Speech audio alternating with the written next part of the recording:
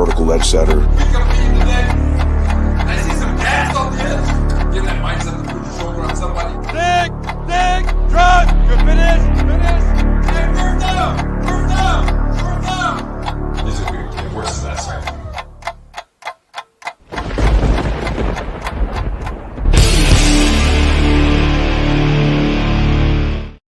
All right, here we are again. Why not? Hours and hours and hours and hours of talking about this franchise we love. Why do we love them is the question. We'll get into that tonight.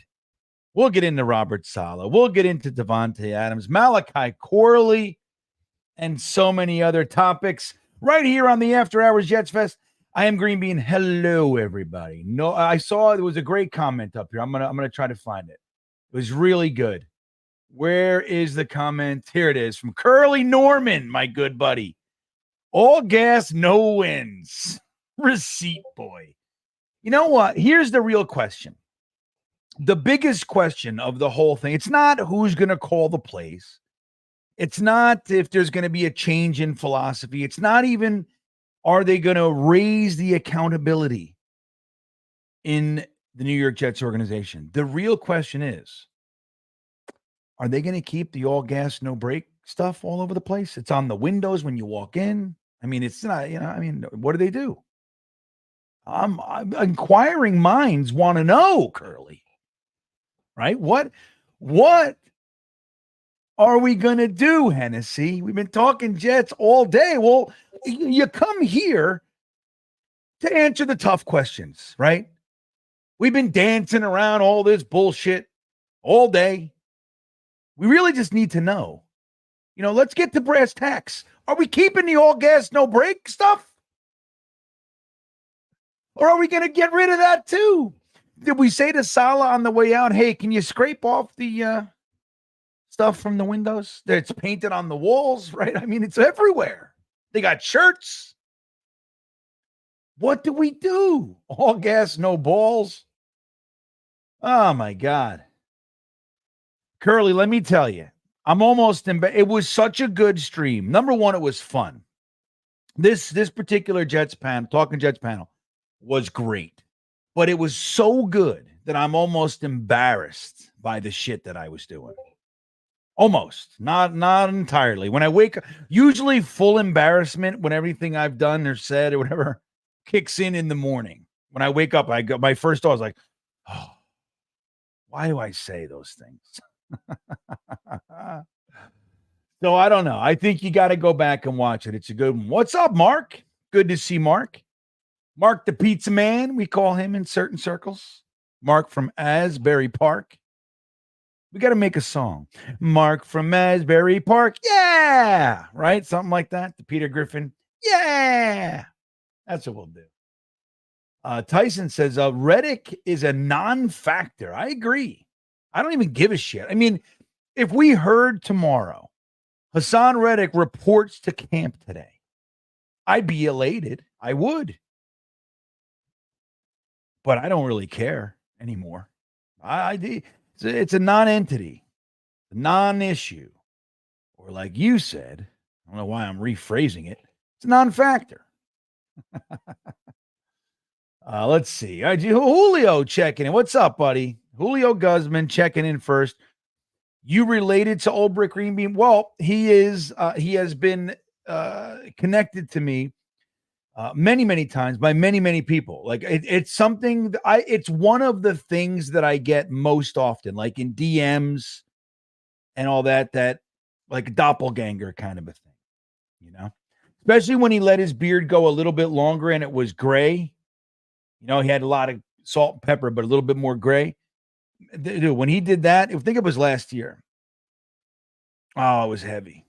There was a lot of comments about, hey, GreenBean, is this you? I didn't know GreenBean was our DC. So you're not alone in that thinking. But yeah, I'm not related, but maybe, Julio, let's just get that. We're all related, right? Isn't that what it really is? I just want to know why this group of my relatives chose this team. What is it? What did we do? So as you guys know, and we talked about it literally all day, it's I got the news at 10:08 a.m. That's when it came across my desk. I was literally in a meeting, in a business meeting, and my phone, and I started getting the alerts on my computer. I'm on my computer, and I'm trying to focus. I'm in a virtual meeting, so I'm looking at somebody, and I was doing this. See my eyes? And then they saw that I was like this. They saw this. I try to hide my phone, which is right here. I'm like this. I'm going. And then I start emotionally reacting. I'm like, I'm not hearing a word they're saying. I got all these text threads that I'm on, and Twitter's blowing up and all this shit. I was like, about 10 minutes after I heard, I said, I'm sorry. You need to excuse me for just a minute, and I'll be right back. I turned my camera off, and I was like, oh my God, let me tweet. Let me reply. Oh my God. That kind of thing. That's what I did.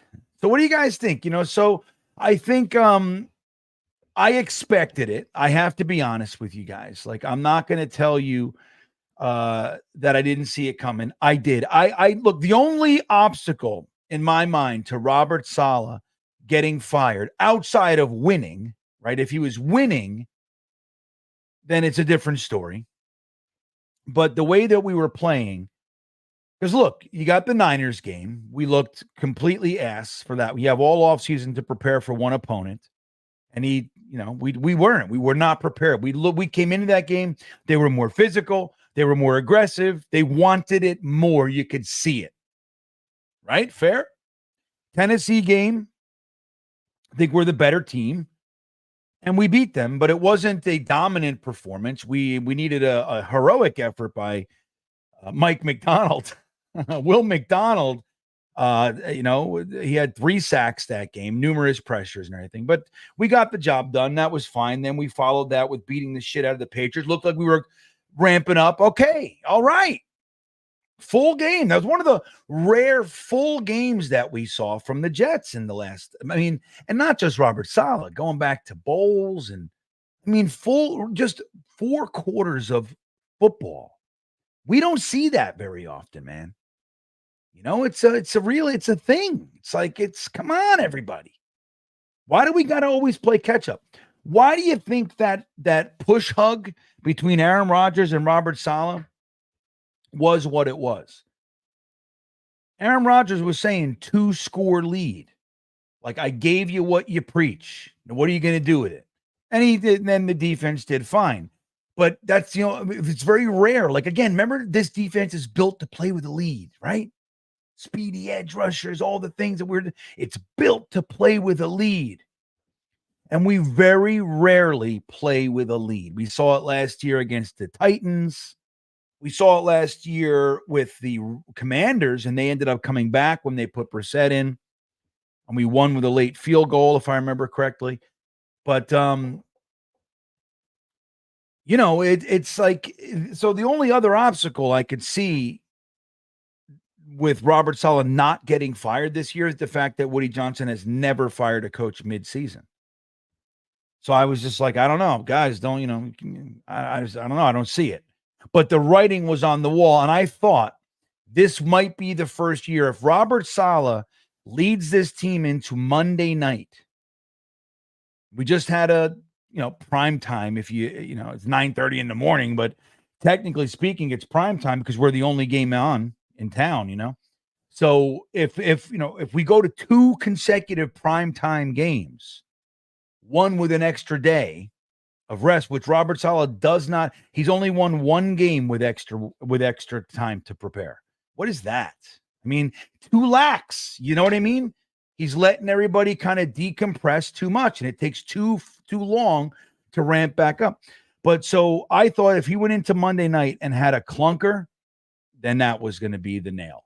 I did not see it coming this week. I thought the big news of today/tomorrow or whatever would be Devante Adams. I believe that the Jets have the inside track. I believe that the Jets should get it done. But if a team like the Steelers or the Saints comes in and says, we'll give you a first, something like that, I don't think we should do it. You can't do it. And you pivot and you can explore what other options are out there if you want to strengthen your team. But I don't know, man. I'm a big fan of not needing to do that. That's the thing. But Devante Adams, I think, is a rare opportunity, which is why I'm so in favor of it. I think it's a rare opportunity, man. I think, like you got a guy. He's an elite level wide receiver. He's on the back nine for sure.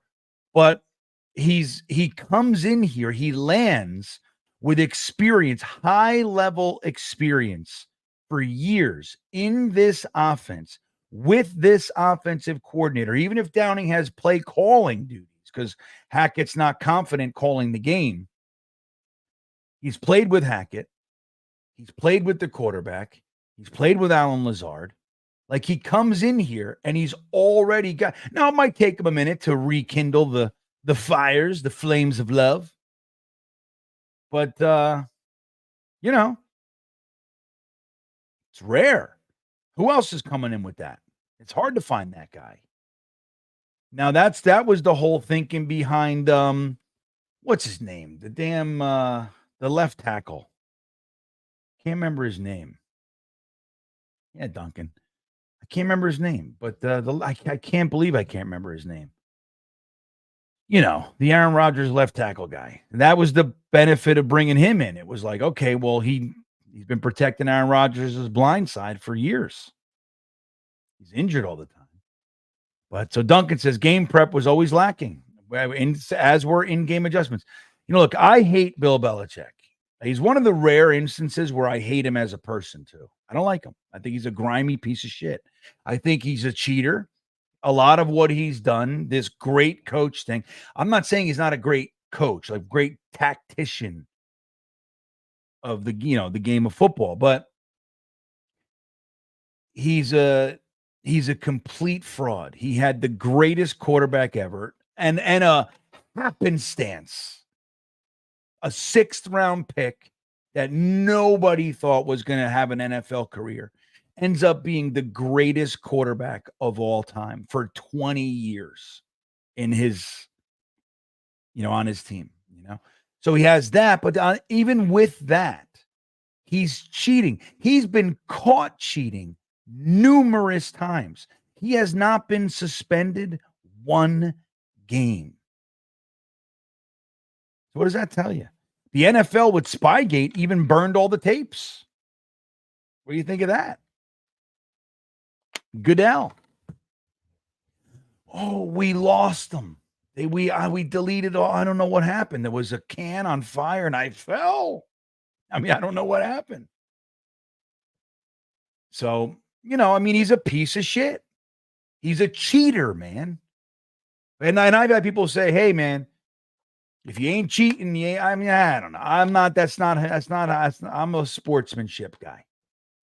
You go out there and you beat the living shit out of people, but you don't cheat. Once you're getting into cheating, grabbing people's penises like his last first-round pick quarterback is, like, why do you think Mac Jones, it happens to be the guy on Belichick's team that's pulling everybody's penis?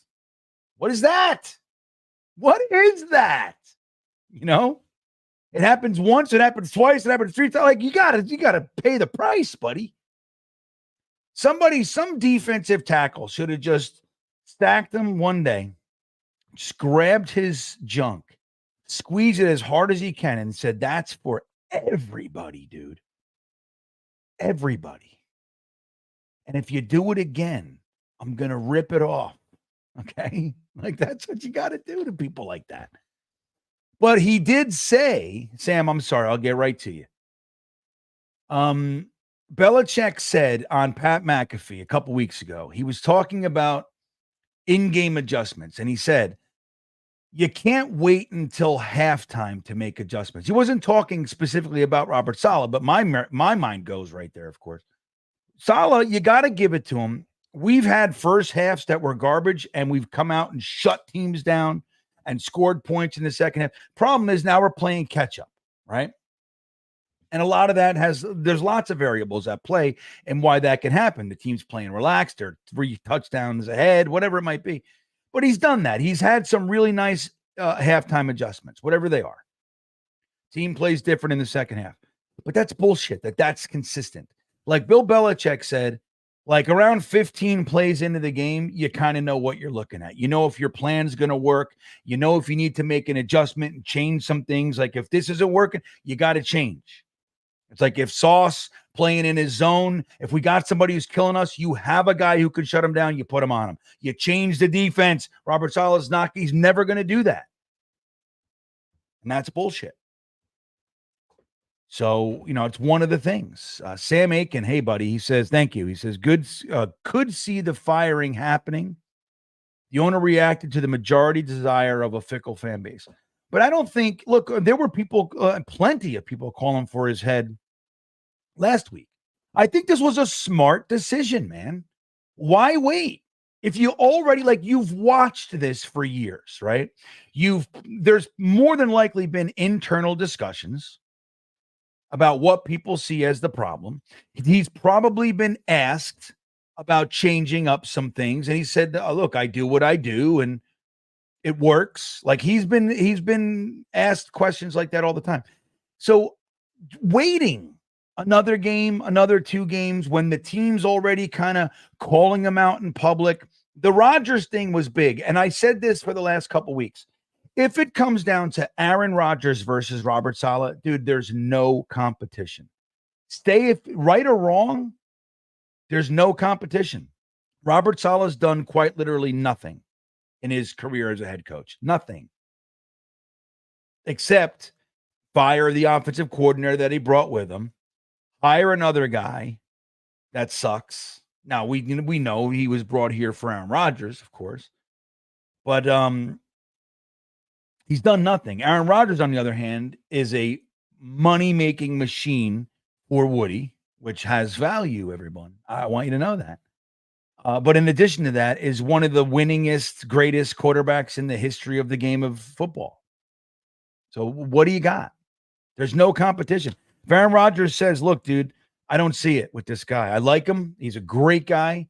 I don't see it. It's not going to work. He doesn't hold anyone accountable. It's a rudderless ship. Then Woody's going to go, enough is enough. That's it. Done. I'm not going to wait. So that's the whole thing. We are fickle, no doubt. We fly banners, which we haven't done in a while in our defense. But we're gross in some respects, Sam. No doubt. But that said, I don't think that's the reason he was fired. I think he's fired on merit. Dante checking in. What's up, buddy? Thank you. He says, why does the media keep floating out that Belichick has a potential Jets head coach? Do they not know the history? He hates the Jets. He's never coming here. It's so infuriating. And he's a POS. Yes. I agree with all that. Now, why they keep doing it is because it ruffles feathers. And we are the easiest fan base to ruffle in the NFL. There's no one more even though Philly fans are worse than us as far as human beings in most senses. I know plenty of Philly fans really that are close friends of mine. Some of my closest friends happen to be Philadelphia Eagles fans. They're great. They're some of the nicest people you ever want to meet. They're great human beings, but by and large, that's a shitty fan base, man. They're not okay, but they are not us online. They don't give half the views that a fan base like the Jets gives. Clicks, views, all that shit. All someone has to say, if they're in a slump on Twitter, a news guy, he could be from the Cardinals. And he can just say, I think a team like the Jets they're the worst team in the NFL and they're a laughingstock. And they'll have 800,000 hits and arguments underneath that tweet for 2 days. It's the truth. So that's where it comes from. Now the fans, and I actually deleted numerous tweets today. I deleted numerous tweets. And by numerous, I mean more than one. Okay. Where the Belichick thing, fans putting out, this is the next head coach. Would he get it done with a picture of Belichick? Shit like that. And I deleted it because my better self stepped in, which is nice. I don't need to do it. But on my show here, I'll say I think it's the stupidest idea in the world. Number one, he's not coming. Okay. You'd have to you'd have to like bend over, give him all kinds of control. You'd have to overpay him. And he hasn't done a damn thing without Tom Brady. He's won Super Bowls as a defensive coordinator. Now, interestingly, Parcells has never won a Super Bowl without Bill Belichick, too. It's like Pink Floyd. You know, like Gilmore's great on his own. Roger Waters is great on his own. But together, you know what I mean? They're Pink Floyd. It's a whole different thing. It's a whole different thing. Each side is missing something. And as much as I love each side, but the same thing goes with Belichick. And Parcells has never won a Super Bowl without Bill Belichick. Bill Belichick won Super Bowls with Parcells as a defensive coordinator and has won Super Bowls without Parcells, but not without Tom Brady. And we saw that whole debate. Is Belichick making Tom Brady or is Tom Brady making Belichick? The whole thing. Tom Brady left, went to Tampa Bay, took a failed franchise, and brought them right to the Super Bowl. And then in the playoffs the year after, and they fell and he retired. Bill Belichick made it to one wild card and lost, and was a losing record every other year. So that's what you want? Like, what is it?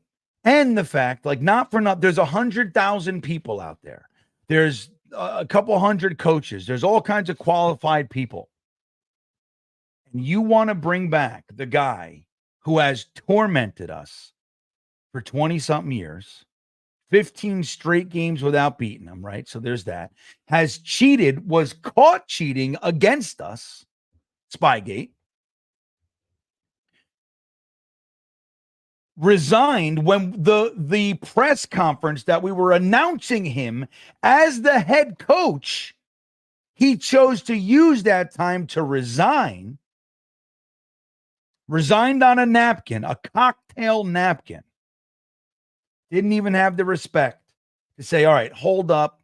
Give me 5 minutes. I got to do something and write a letter. He couldn't even do that.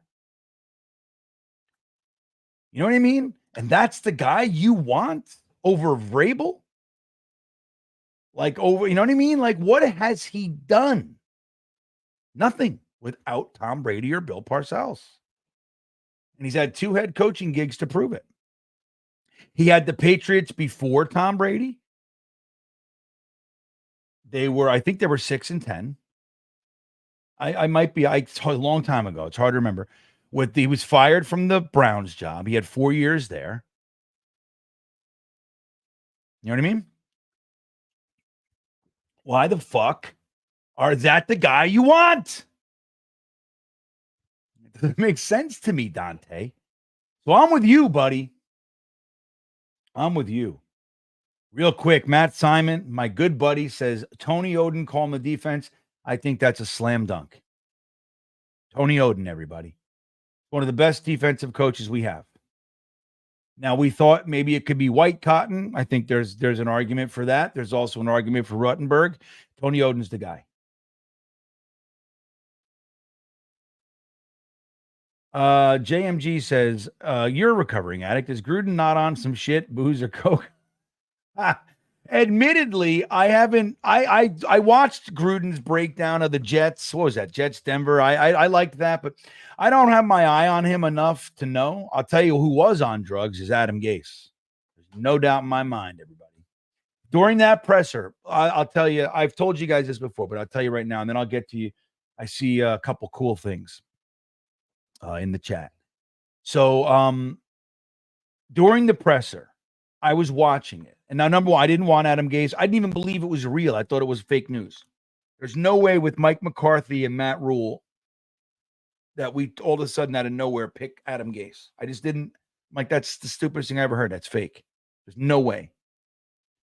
It was real.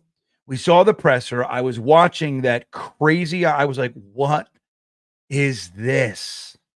what am I watching? My wife walked in. I'm sitting at my computer and TV, and I'm just sitting there. I'm doing something like this, and I'm watching what I perceive to be a man who is blown out on his of his mind on some sort of stimulant, whether it's a crystal meth, whether it's a prescription Adderall, whether it's cocaine, whatever it was, he was out of his mind. My wife, who's also in this realm, looked at me. First of all, she goes, "Oh my God, who is that?" I said, "That's my new head coach." She goes, "What's wrong with him?" I said, "What do you think's fucking wrong with him?" And she goes, "Ooh." And then she put her hand on my shoulder and said, "I am so sorry." That was my wife, because she knows. I said, "This is my new guy. This is the guy. This is my future." So, not good. So I don't know about Gruden, but I do know about Gase. I'd say Gruden parties a little bit. Ohio Jets fan gifting 5 Stream Beaner memberships. Thank you for the support, Ohio Jets fan. That is amazing, and I appreciate it. Here are the recipients. Paris, you got one on the Talking Jets channel tonight, too. It's everything's coming up 1189 Paris tonight, it seems. Big Will got one as well. Duncan McLean, Hennessy Heisman, and Benny. You all have Stream Beaner membership status. Enjoy the emojis, enjoy the free super chats. And I'll tell you what, starting this week, I have members only content coming out for the Stream Beaners. The first thing we're doing is my last comedy show ever. I'm clipping it up. I have 3 of the clips made, jokes. My last comedy show that I did, that I performed in front, I think it was about 180 to 200 people. I was the headliner that night, and my last one. I haven't done one since. So I'm clipping that up, and I'm putting it out for members only. You got to be a member to see it. So you guys are all in. It'll be in your window. Thank you, Ohio Jets fan, for the amazing support, dude. I appreciate it. And congrats to all you guys who are the recipients. Let's do this. Let's throw a Facebook middle finger up there to show your love for Ohio Jets fan. If you're a Stream Beaner, go ahead and throw one of the 2 Facebook middle fingers up there in the chat to show Ohio Jets fan you appreciate his awesome support of the channel. Dante checking back in. Thank you, buddy. He says firing Saleh was a good move, but the way Woody went about it was disrespectful. Escorted out by security. He didn't do that with Gase, or not including JD in the firing. It all screams that he's incompetent. I hate our owner.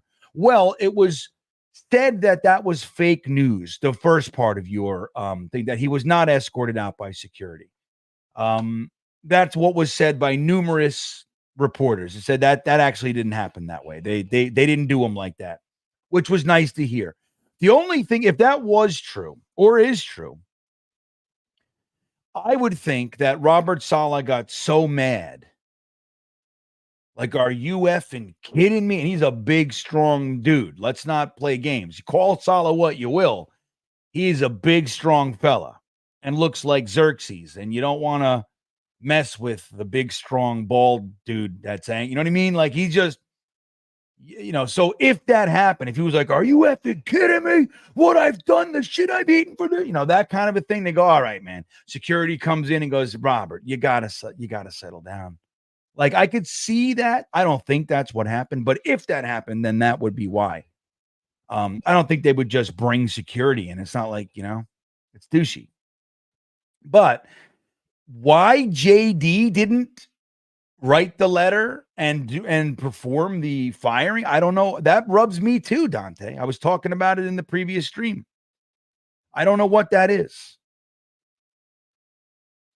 Like, is JD not the GM? Even if it's for optics, like, why does Woody need to be out front? What is that with him? He does not know the game of football. I mean, I'm sure he's picked up a thing or two the last 20 plus years. But it's like, dude, he didn't even know how to hire a GM.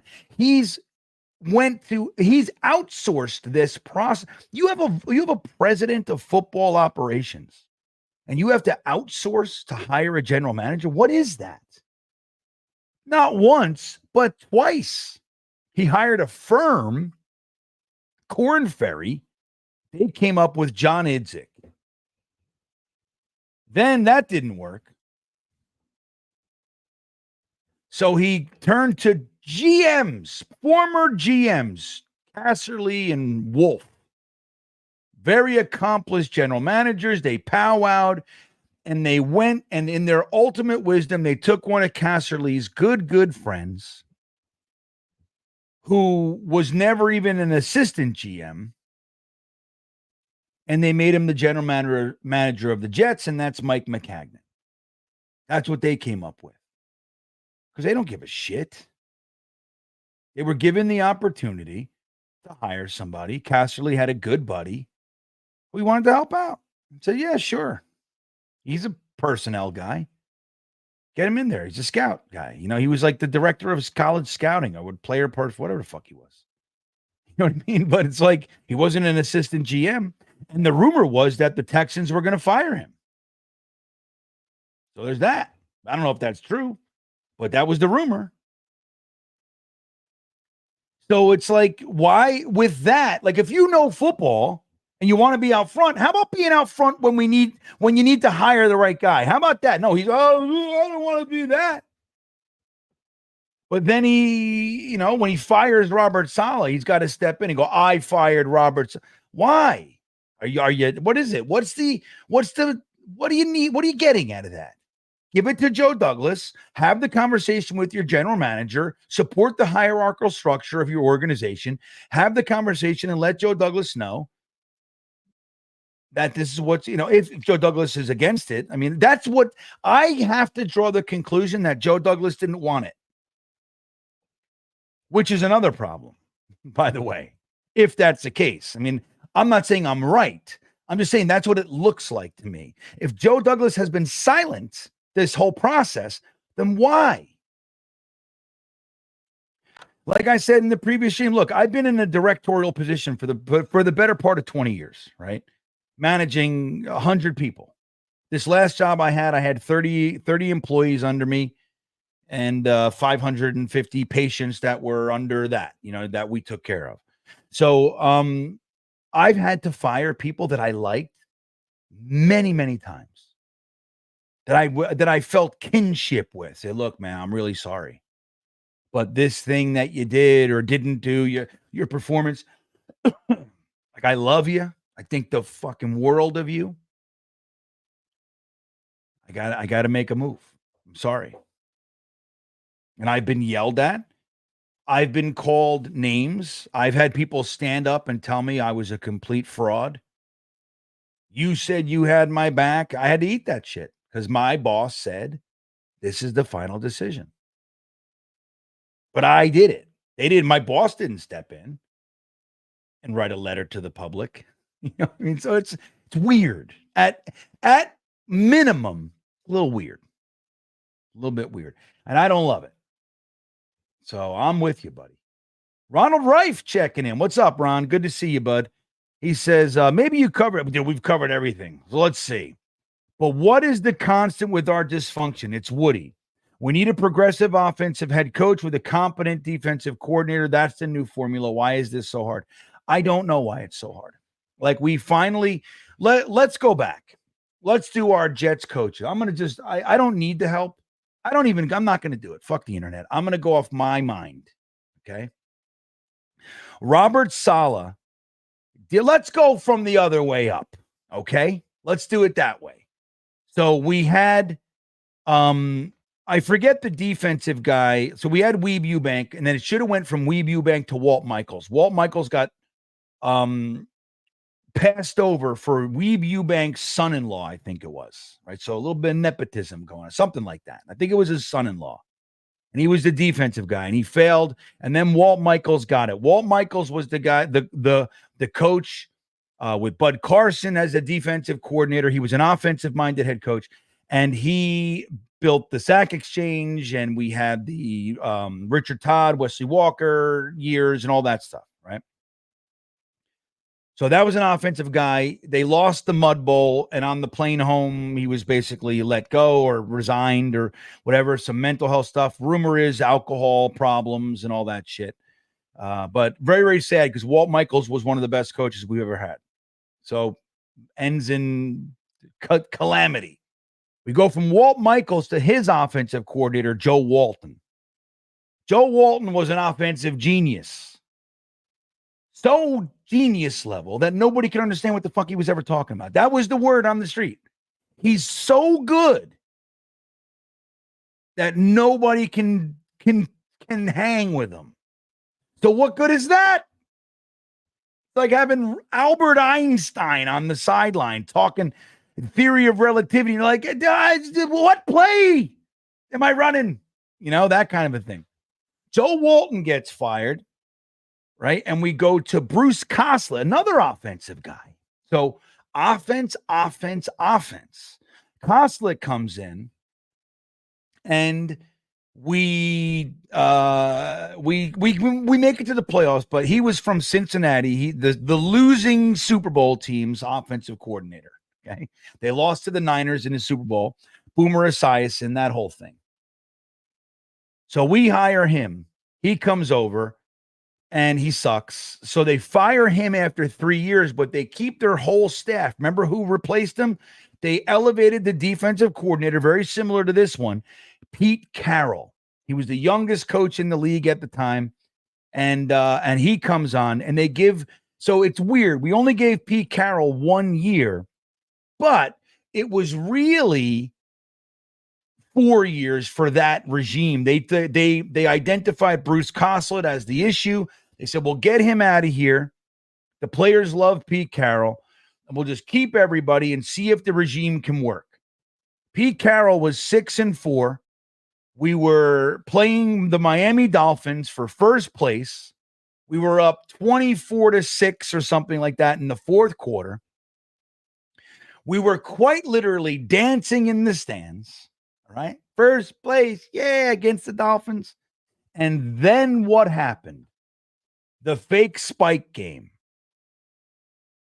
So that was the fake spike game. Aaron Glenn got taken to school as a rookie cornerback on the fake spike play. Aaron Glenn was in coverage over Ingram, I believe it was.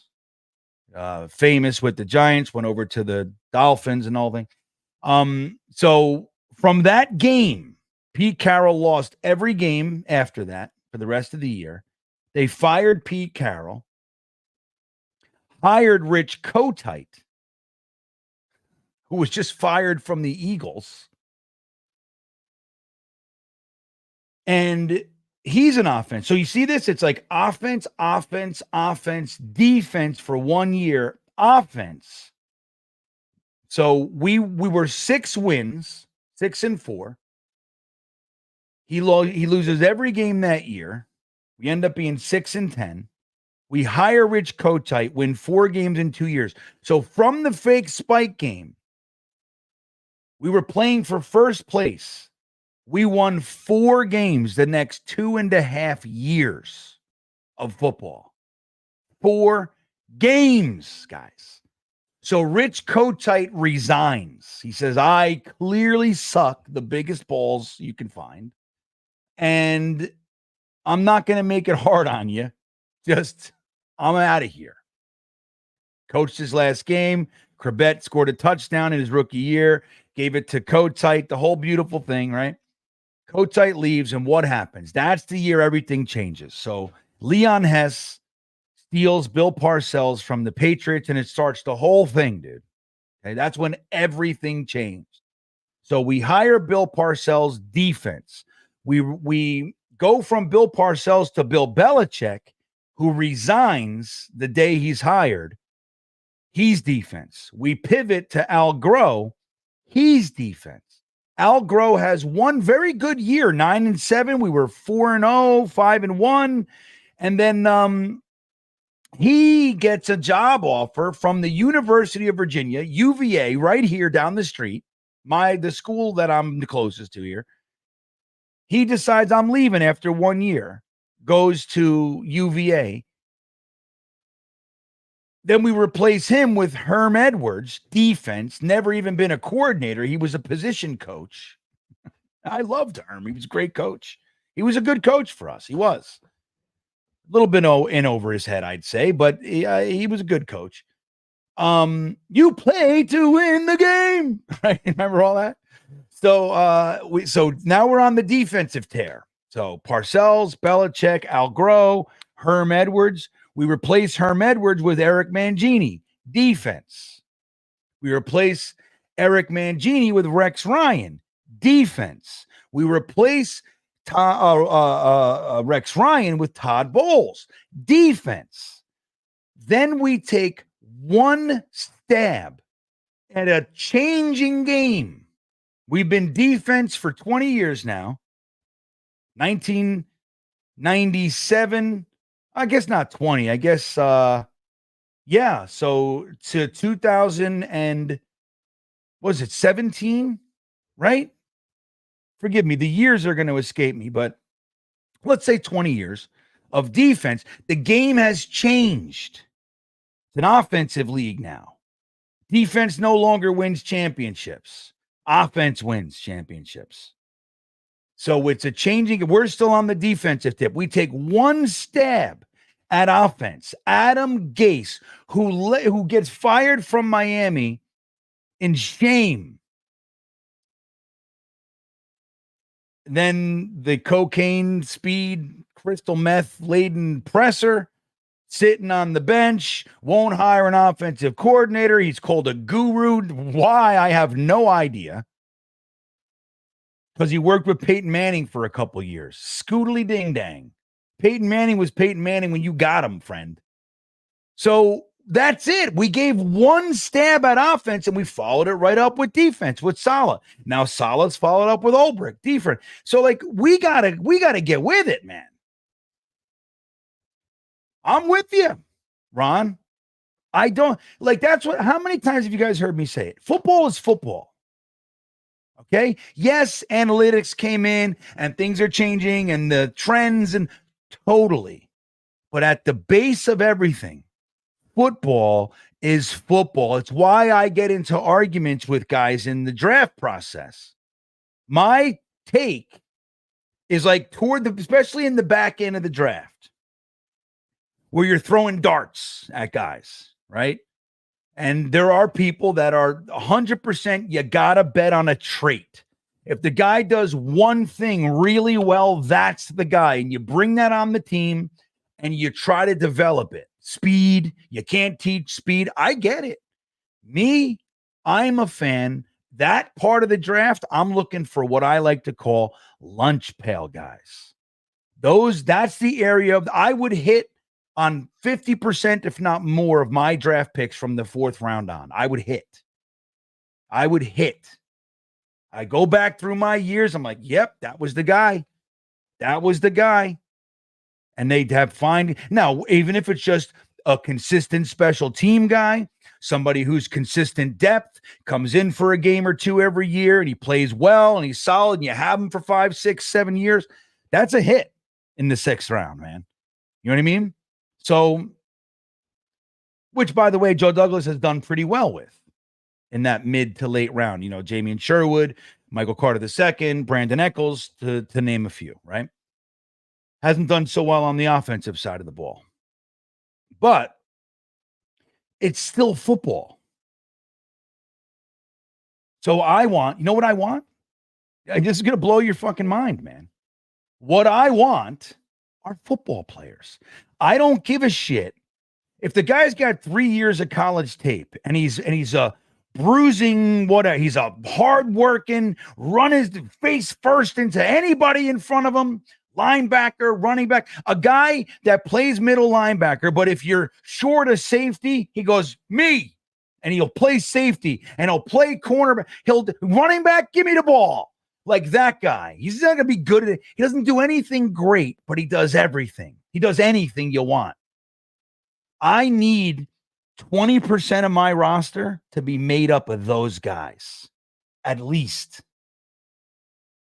That's what I don't give a shit how fast you are, dude. If you can't catch, how many times have the Jets taken a wide receiver that's the fastest guy in the draft or whatever, the biggest, strongest, jumps the highest, but he can't catch?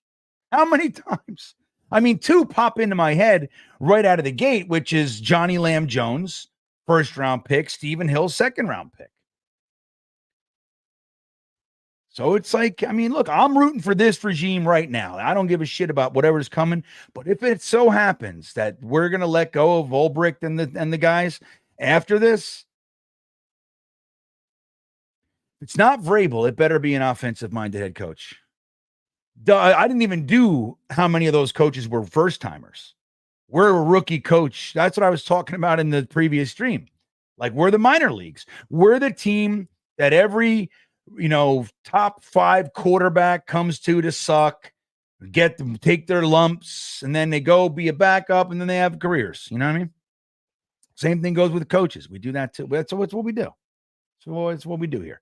The Wedge checking in. What's up, buddy? Hi, GreenBean. Isn't it nice to see Saleh go? I think so. Yeah, I agree. I think it's time, man. Like, it's just like, I liked him plenty. And I think his defense is something to behold. We've consistently had one of the best defenses in the NFL the last 3 years. That's him. Now, Ulbricht is part of it. Tony Oden's a part of it. Ruttenberg's a part of it. White and Cotton's a part of it. No doubt. But it's Saleh's defense that they're running. Ulbricht made that very clear year one. Or was it year one or year two? They were asking him about, you're running the defense. He said, "Let's make no mistake. I'm calling the deep, but it's Robert's defense.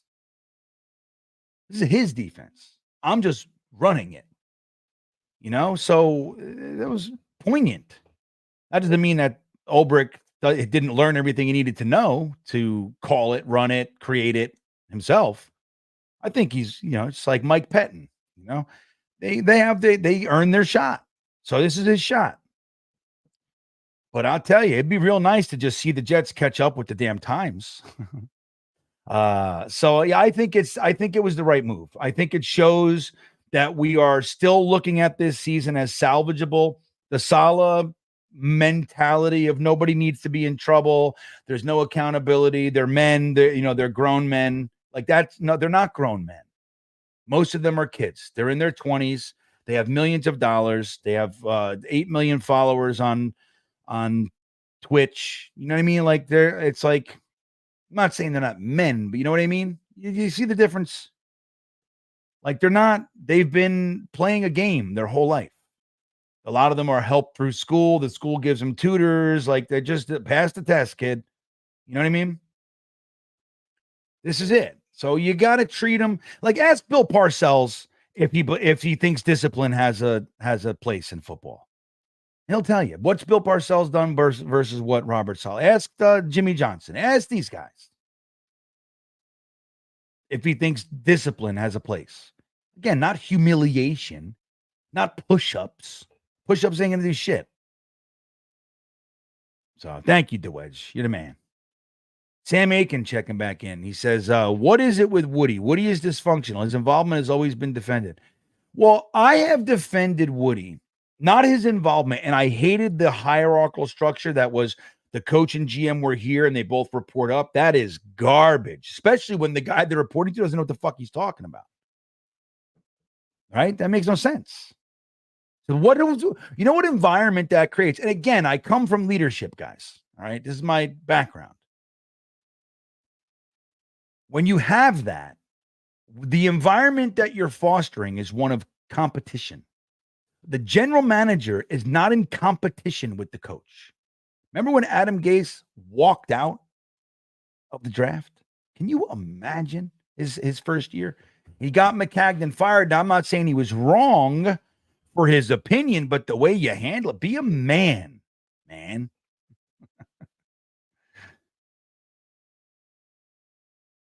It's just a crazy thing.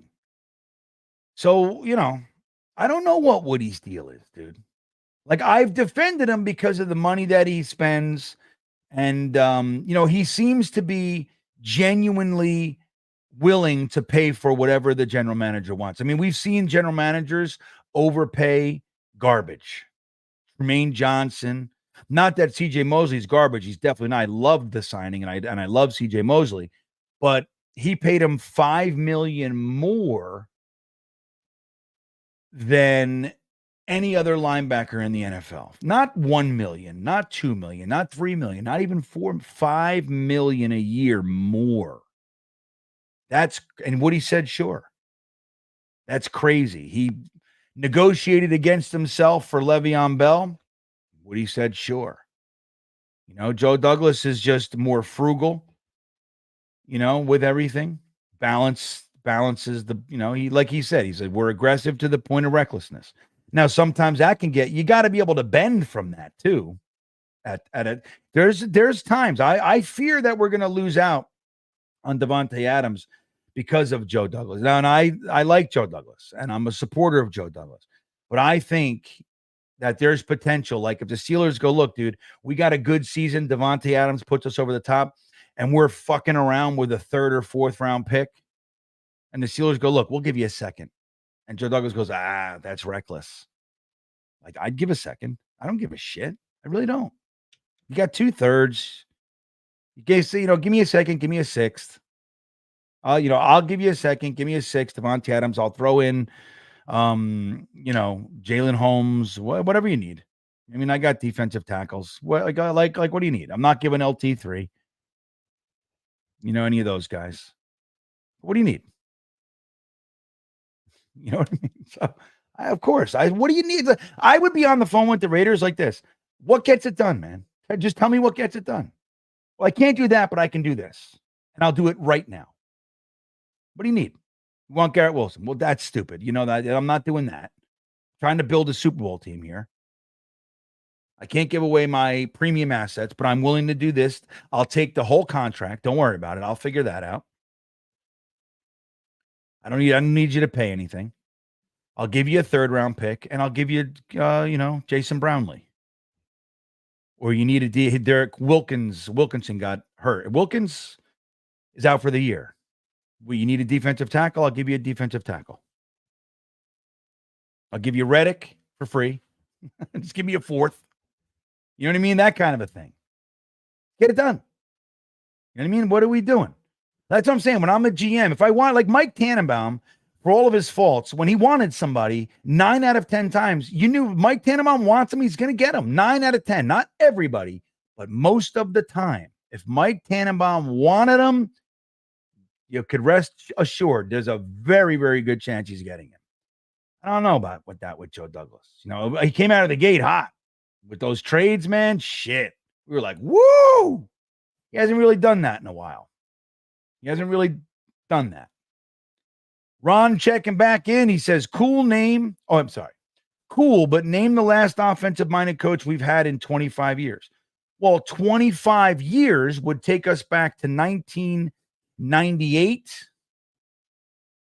Adam Gase. That's it. That's what I'm agreeing. I hope you didn't take that as me disagreeing with that whole thing.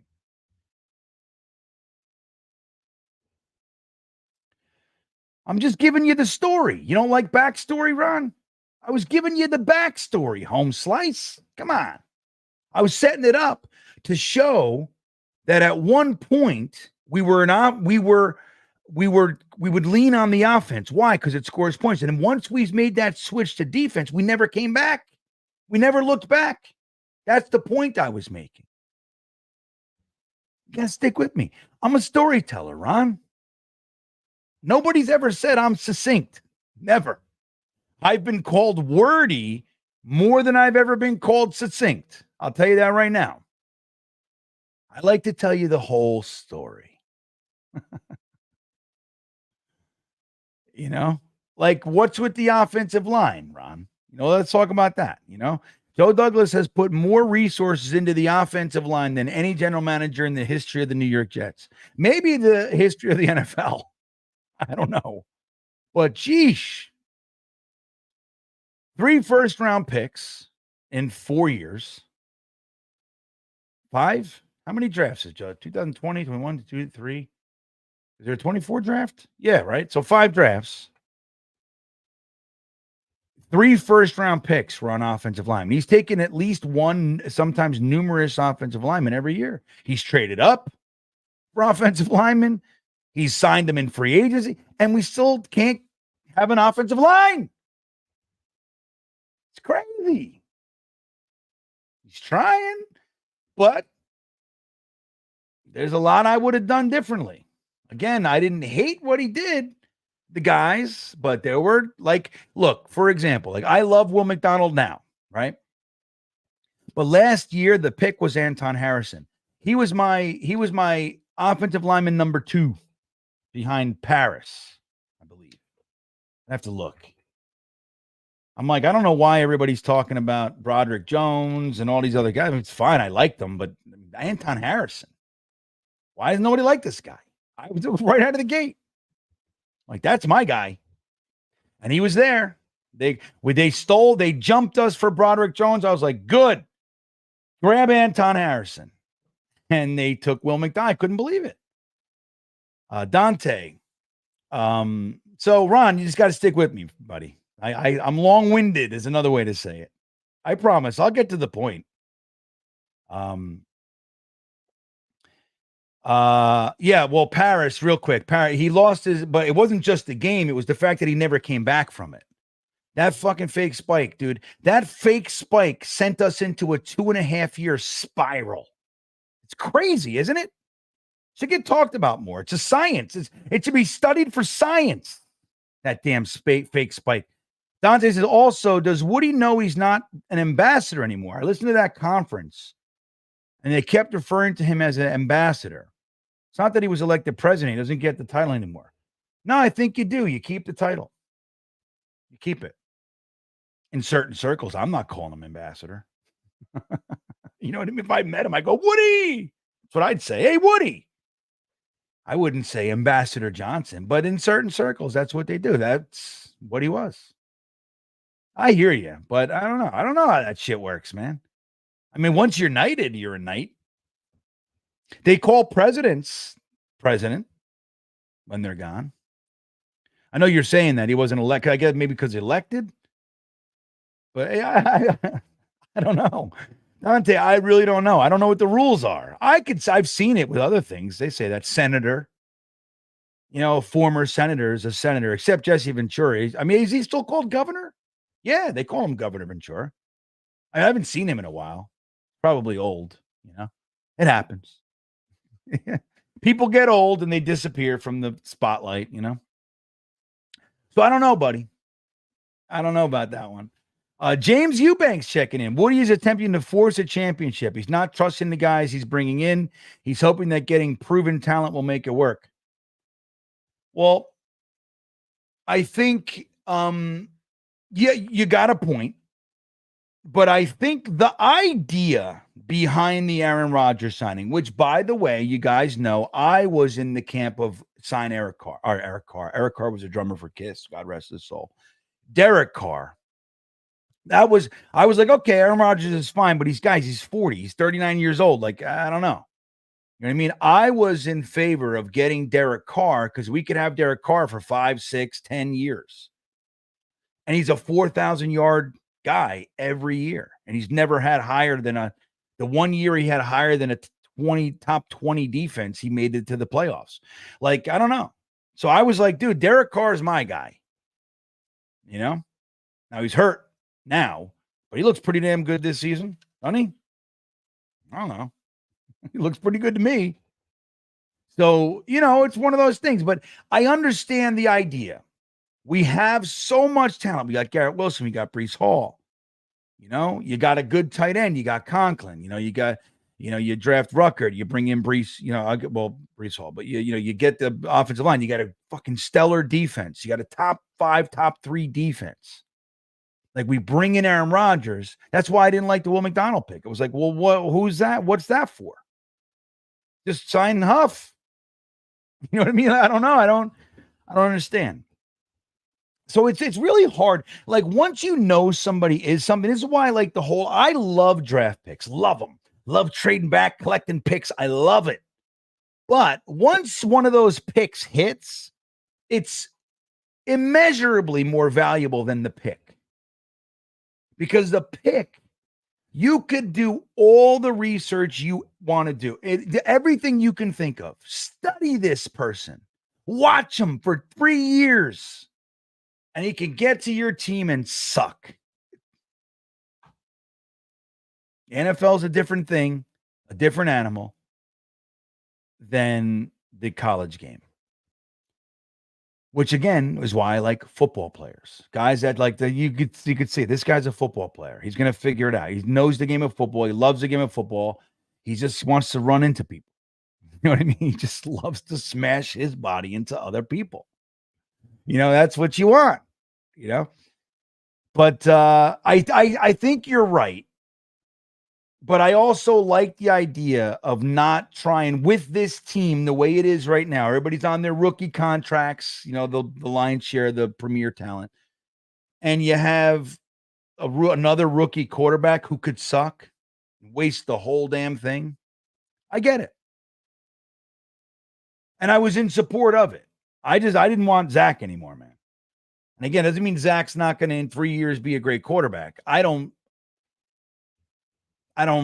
have much hope for that really, but it can totally happen. If he sits on the bench for 2 years with Sean Payton, why not? What's a better situation than that? You know what I mean? But I didn't want him here, as it wasn't going to work. Mercy Fate checking in. What's up, dude? He says, never forget passionate Pete Carroll. The passionate, fist in the air, wrapping his hand. Right, I was going to say the choke. His throat mouthing the word choke to the Miami kicker Stojanovic. That was great.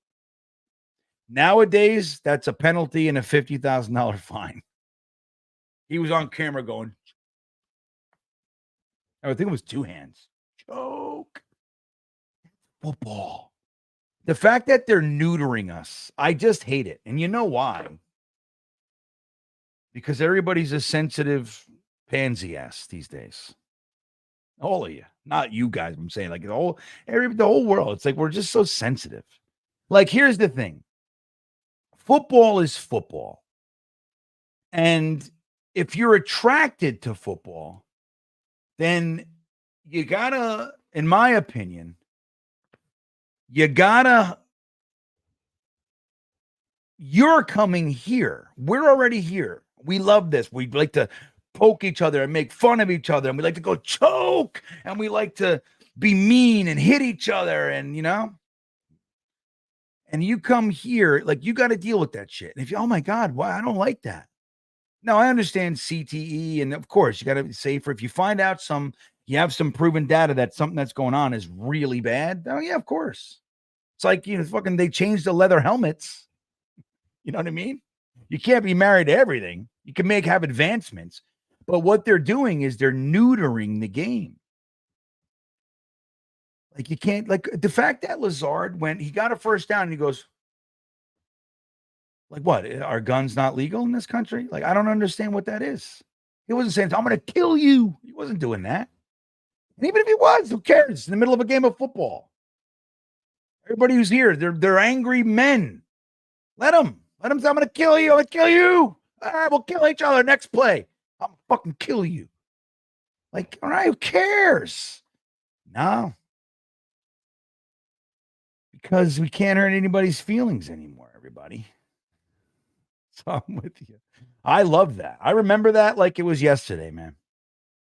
Arbiv, remember when Saleh didn't plan to go to the combine this year, then flipped? Very telling. That was a weird one. I defended him. I tried to make it okay. Jay, people change their mind. People have plans, But it is like, especially with hindsight, there were lots of you guys that said that's not a good look. Something's happening. Something's bad. Something's sour. I was like, I didn't want to make much out of it. With hindsight, I can see like, it's not the greatest thing.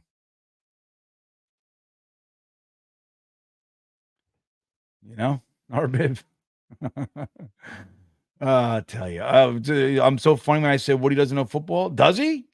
I mean, I'm sure he knows a few things. Sure he knows basics. You know? You know what I mean? But does he?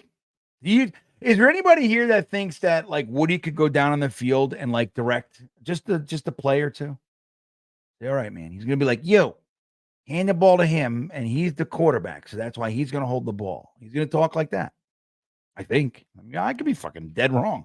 Woody could be the most brilliant offensive tactician, strategist in the history of the game.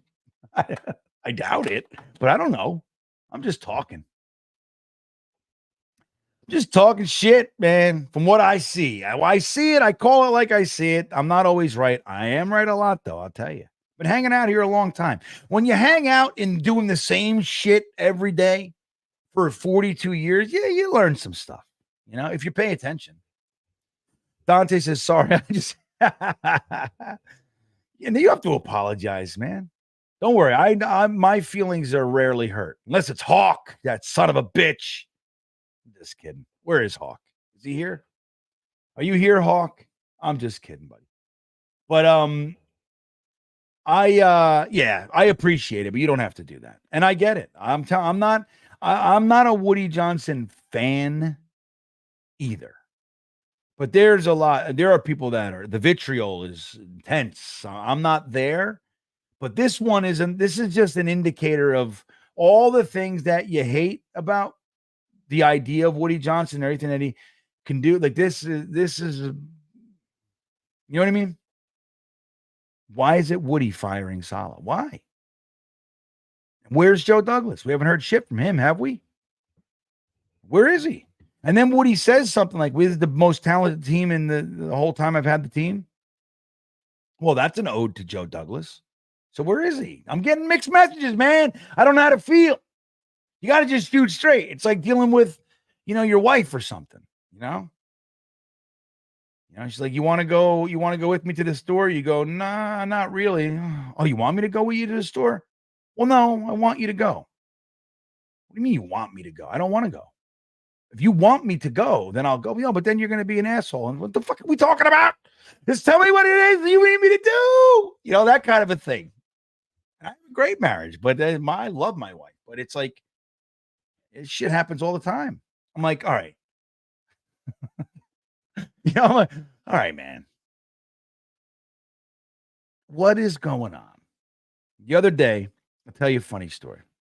Just the other day, my Aunt Gina, who you guys all know, the woman responsible for making me a Jets fan, 90% her fault. Okay. Why I'm here.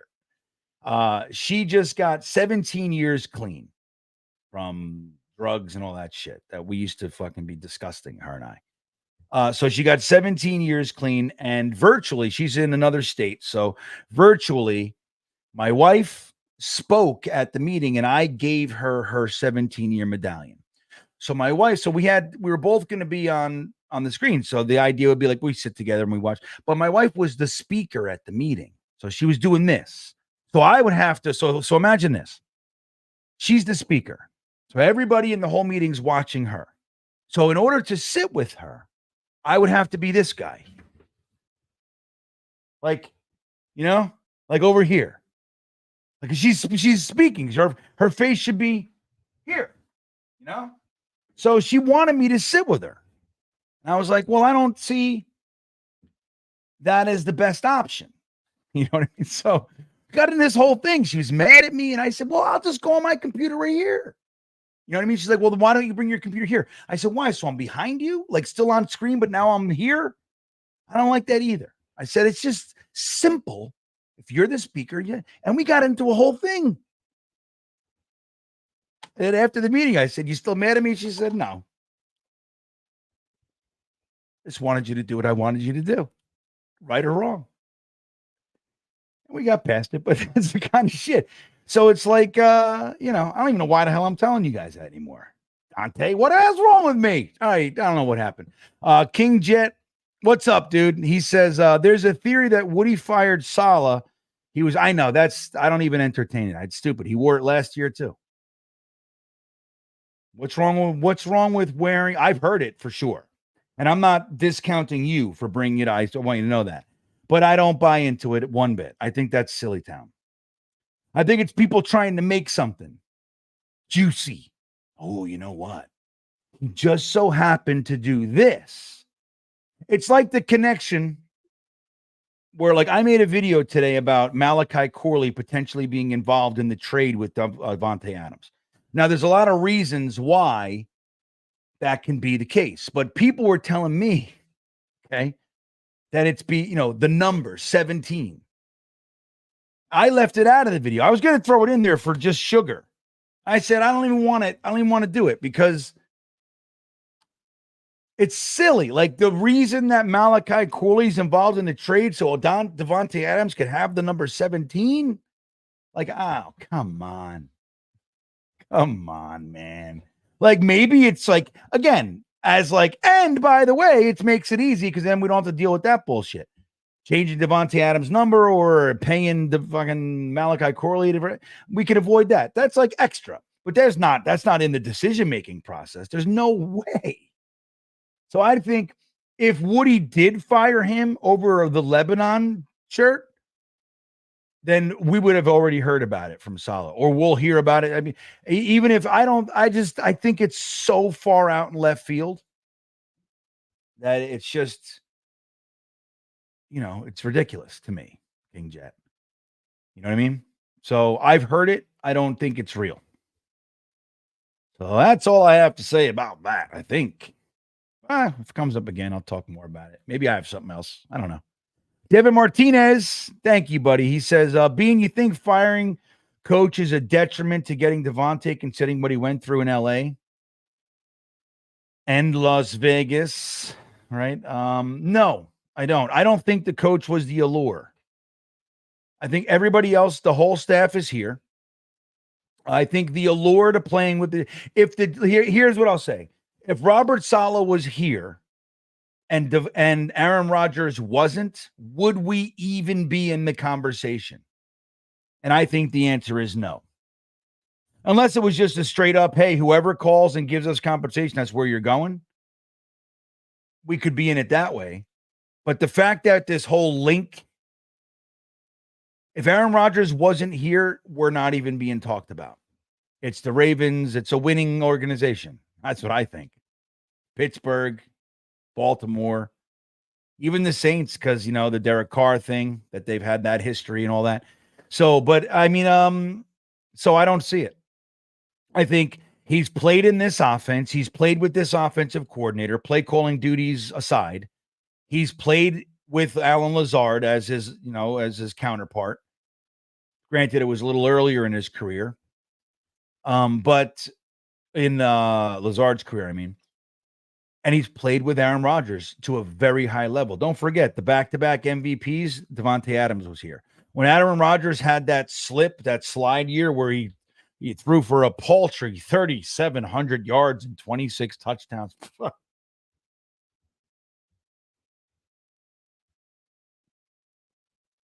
You know what I mean? It was when Devante Adams left, Hackett left, and he was stuck with a bunch of new wide receivers and the whole thing. That's why Alan Lazard kind of assumed number one status, because he had the rapport. So I don't think that makes a difference, Devin. I think it's Aaron Rodgers that makes a difference. He wants to play with Aaron Rodgers again. Now, if anything changes it, is Aaron Rodgers' performance in London, dude. That has more of an impact to me. I think, I think the players speak very highly of Saleh in most respects. I think he's motivational. They like him. So that could have been a bonus, so to speak. I'd like to play for Robert Salah. But I don't, again, if Robert Salah was here and Aaron Rodgers wasn't, I don't see Devante. I don't see it moving the needle. Aaron Rodgers is the allure. Sam, checking back in. Thank you, my friend. He says, if Woody knew football, he would understand that all rookie quarterbacks must be saturated with offensive weapons. See Chicago. Yeah. What a great plan they had. Right? Let's get DJ Moore and Jerry Jeudy and then use our second first on Romo Dunze. And DJ Moore's a stud, by the way. I don't know if you guys knew that. which Sam Darnold had in California, in Carolina.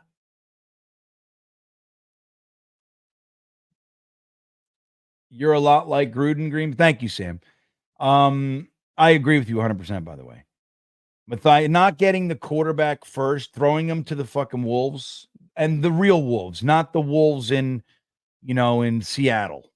The Wolves here. We're the real Wolves. You throw a kid to the Wolves, he's got no offensive line, he's got no weapons, and you want him to kind of build around him. I'm the other way. I think build the team and then bring him in. Let him build with the weapons, Matt says, you're a lot like Gruden. You think? Am I on cocaine, Matt? I don't know. That's what people are saying. I don't know. I'll take it as a compliment. Thank you, buddy. Joe the Jet checking in. GreenBean, is Ulbrich your twin? Yeah, well, they say he's my doppelganger. I was saying that a little earlier in the show, Joe. He said a lot of people say, when Ulbrich had a little bit thicker beard and it was white, a little whiter. I mean, dude, that's the thing I get most consistently. People send me pictures of Ulbrich and say, dude, look, it's you, So yeah, he's at least a doppelganger. I don't think I look like him very much. There's similarities. I think if he shaved his beard, nobody would say it anymore. That's what I think, Joe. Dante checking back in. A rookie quarterback's best friend is a good O-line. Dude, preach. Preach. Build the wall. That's why, again, like the whole argument, Brock Bowers, or Brian Thomas, I was like, dude, get me a tackle. We moved him from the left to the right, which we've experimented. We're playing with it. You got to give him time. I'm still more confident with him in there than Max Mitchell. Say what you want. Maybe I'm wrong, but I like the idea of it being Olu, and this is good. This experience is good. It's not just him, man. The whole offensive line sucks. Like it's at any given moment. You can focus on Olu if you want, but at any given moment, it's coming from somewhere. Like the offensive line, not that they haven't had their moments, they definitely have. But that's the thing with an offensive line. It's 5 people. That's why it's like when you look at Mike McCagnon's tenure here, he had 5 drafts. He used 2 draft picks on offensive linemen. What the fuck? This is a 5-man unit, dude. That's what Joe does every year, at least one. I think 2 offensive linemen in every draft. What I'm doing, unless I have a brick wall of healthy guys from playing together, like patchworking the offensive line every single year. It has to take, it sucks, but you got to allow the gel. Got to allow it. And we're switching running schemes, like we're poor Brees. And then we're doing a little bit of gap. We're doing a little bit of wide 9. Like it's power. We're doing all kinds of shit. Woo! Oh man. Who's saying Sauce is overrated? You're out of your mind. Sauce is not in the slightest bit overrated. Sauce is great. Now, I wish he could catch. That's a key. That damn interception. Like I said, the way I say it, it's like the way I would throw to my children when they were 4 or 5 years old. I would throw it under. Here you go. That's how it came in. It was like, and he dropped it. That takes the score away.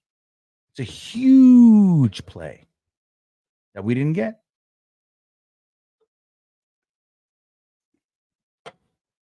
Sarah's saying it.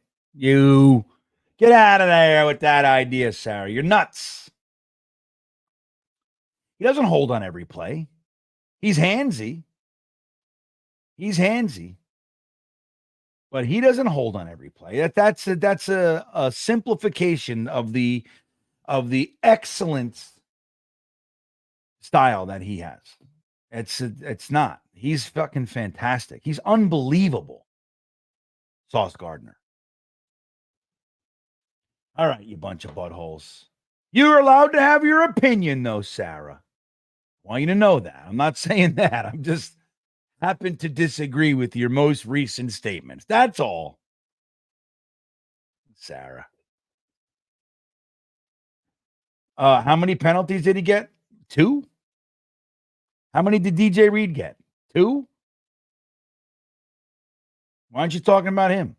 But it's like, I don't know. I thought that the defensive holding in the end zone was complete bullshit. The fact that they threw it, there was no hold. None. It wasn't there.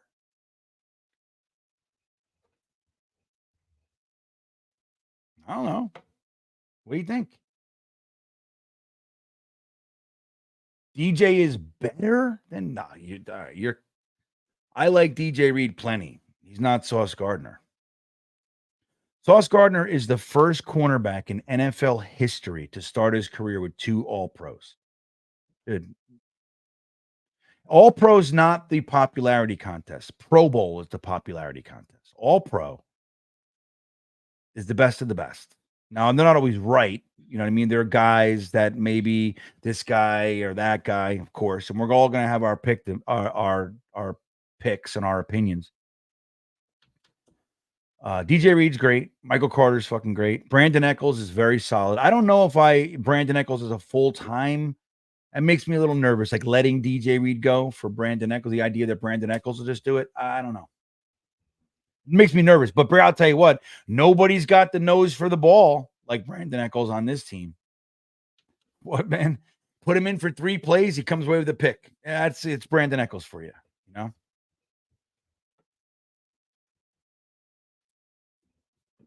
Well, with that all said, an hour and a half show is going to do it. I love you guys. We can have our opinions. Quantez Stiggers. There you go. Jonathan. Get rid of Sauce and fucking replace him with Stiggers. I know that's not what you're saying, Jonathan. I'm just saying. He's got some potential, that guy, doesn't he? Right now he's doing some good special team stuff. It's not Irv Charles. It's Quantez Stiggers sometimes. So I've been seeing it. So look, and look, not for nothing, but I want to tell you guys this too. Like, we have shitty player after shitty player after shitty player for decades and decades. And then you get a truly great player. And then we make the margin of error so thin that if they do anything wrong, they suck. Like, that's just not true.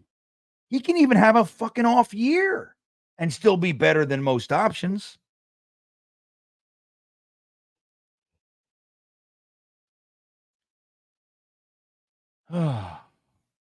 I'll tell you. John Carmen, I see. I don't know what the hell the idea is with Solomon Thomas. I don't know, man.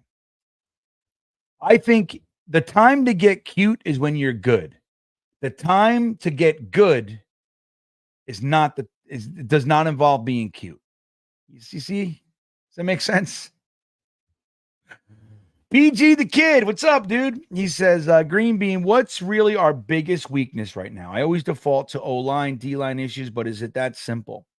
To me, Devante doesn't make us contenders. Absolutely, he does. Absolutely. I think we are contenders, guys. I think, look, let's just, as bad as it's been, the Denver Broncos are on a 3-game win streak, right? They're on a 3-game win streak. They scored 30-something points last week. We made them look like they were a complete joke. The fact that they beat us is because we're so sloppy, right? We looked like complete shit on the offensive side of the ball.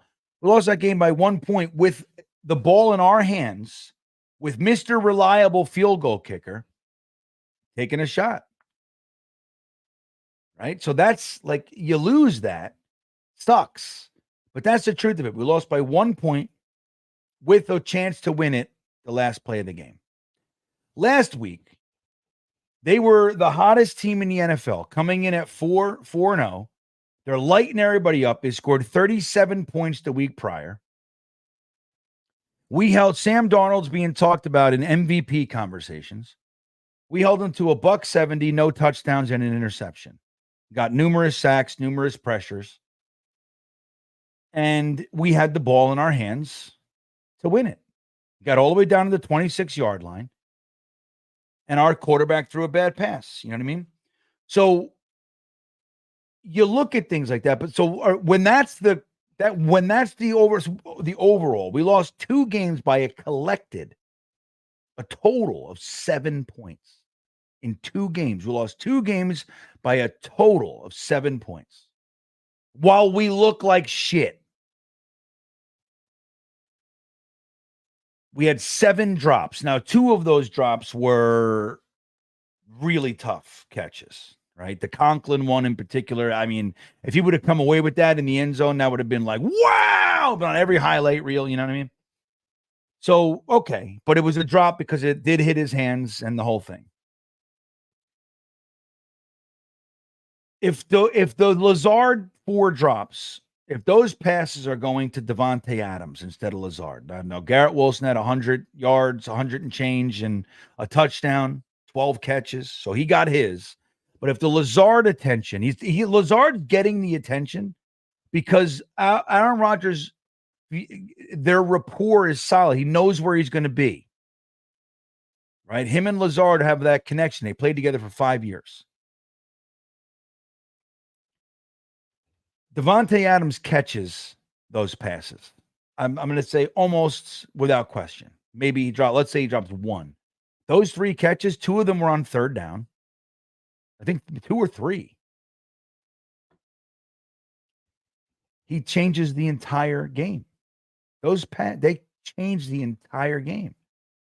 Now, the offensive line gelling, think about this. You add Devante Adams, which pushes Lazard down a peg. Now your top 3 is Garrett Wilson, Devante Adams, and Mike Williams. With Alan Lazard, and I believe should be Malachi Corley, and then Gibson behind them. Now we are talking, bro. You know what I mean? So I think the real problem is that we have a collection of new people who've never played together. And that includes Brees, Garrett with Aaron Rodgers, and Conklin with Aaron. He didn't play with them. The offensive line is brand new, has not played with Aaron Rodgers, have not played with each other. There's 2 out of 5 guys back from last year. We got a rookie. So I think the biggest problem is that we have a collection of people who've never played together, and we don't have the coaching prowess to glue that together in an expedient way. We don't know how to do it. So getting rid of Saleh, who's not even doing the things that you can do, and the one I'll use is accountability. He's saying guys don't need to be held accountable. That's literally what he's saying. When he says guys don't need to be reprimanded, they know they made a mistake. They need to know how to fix it. That means the translation is guys holding them accountable, making them aware that we are unhappy and that is unsatisfactory is not going to do any good. What I believe, my core value is that I'm going to workshop this with. I'm going to sit down and we're going to work on it, which has to happen too. But it's removing the value of discipline. Discipline is the soul of success. Routine, discipline. You don't fucking think Robert Salah is disciplined with running those steps before every game? That's discipline. Did you know that the Jets didn't do 1 tackling drill in the entirety of training camp? Conversely, Andy Reid, day 1 of practice, they were tackling. You see the difference? There's a difference. I don't know if you can see it. I think I can see it. So I'm not saying that the O-line and D-line aren't, there's a part of it too. But I think in general, like even on the defensive line, guys, we had the same defensive line for the last couple years. We would add 1 new guy. We got rid of 4 guys. Now, 2 of them were new. Like we replaced Rankins and Nathan Shepard. But Nathan Shepard isn't a guy to write home about. So like you think about it though, we lost 4 guys The one guy that we brought in to replace him never showed up. Another guy got injured. You have a collection of guys. We got undrafted free agents, LT3, Braden McGregor playing. You got Leaky Fotu, another guy hasn't played for us yet. He's on short-term IR. You see what I mean? Like that's the big problem, is that you have all these variables. It's like last year when Aaron Rodgers went down. We had no fucking plan B. None. And then you got indecisive Hackett, like, 3rd and 2. Where are we? What yard line are we on? What's the clock? You got to know, brother. Your job isn't to watch the play. Your job is to be like a scientist with beakers and stirring that's what you got to be. You're a mad scientist. Watch what's happening. We got 6 yards. Okay. All right. This is, you got to own that shit. And he's not that.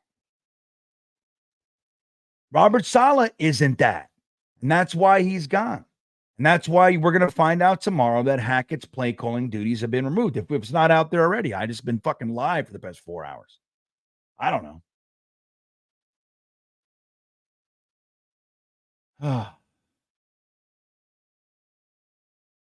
So there you go. That's that. That's what I see. I'm all fucking jammed up tonight, ain't I? I'm all hot, freaky tonight. Well, with that said, it's time to snort some melatonin. Woo! It's time to go. I love you guys. All 706. We got 305 left on YouTube. 401 on X, man. Crazy. So you guys on X, if you wouldn't mind following me, that'd be appreciated. That'd be great. I don't get a lot of that. You guys don't follow me. I get 400 people here from Twitter all the time. And so if you guys are enjoying the show, give me a follow. Hey, I'll follow that guy. And you guys on YouTube, I'm trying to get to 13,000. I'm less than 20 away. I got like 18 left, something like that, 17. Smash the subscribe button for me. Do that. That'd be great. I'd appreciate it. With that all said, it's midnight, 12:07. It's tomorrow, for God's sakes. We did it the whole day. Yeah, I drink coffee, John. You know what I do? I drink ceremonial cacao with my coffee, but I haven't drank coffee in a long. I drank a Diet Mountain Dew tonight, though. There's caffeine in there. I'm not drinking caffeine at night anymore because I don't have to get up. So I don't need to do it. I don't need to up and down. So I will be taking some melatonin and some GABA in a few minutes. Not gabapentin, just GABA. But you guys are the best. Like drunk and disorderly. Subscribe, you jerks. Let's get it done. I love you guys. It's been a fun day. Let's see what tomorrow brings. When you go to sleep, say, please, whatever my higher power is, give us Devante Adams and let us not have to pay too high a price. Let them take Reddick, or let's have Reddick show up. With that all said, guys, I love you. Have a great rest of the evening, and I'll see you. What's tomorrow? Wednesday. Oh, Talking with Jets with Tigo and myself. We'll be on the Talking Jets network at 8 p.m. for Armchair GM. That's if Tigo has service with the hurricane hitting. And hey, listen, all you people in Florida, man, be well, be safe. I was down there for 16 years. I know what it's like to prepare for a Cat 4, Cat 5 hurricane. Scary. So be safe. Take care of each other. I'm a big fan of hunkering down, man. Put up the shutters. Make sure you got the tub filled with water, the whole thing. And be safe. I hope everything goes okay for you guys down there. But I'm going to end the stream now. Have a good night. I'll see you tomorrow, everybody.